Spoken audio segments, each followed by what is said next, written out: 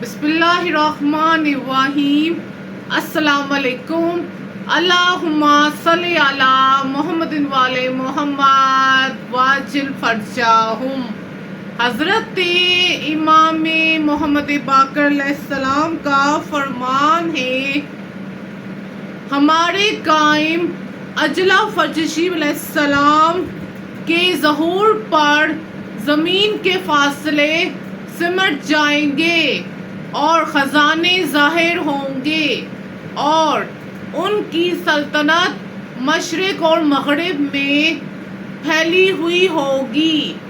سبحان اللہ۔ یا اللہ، امام زمانہ علیہ السلام کا جلجہ ظہور ہو جائے، علیہ آمین۔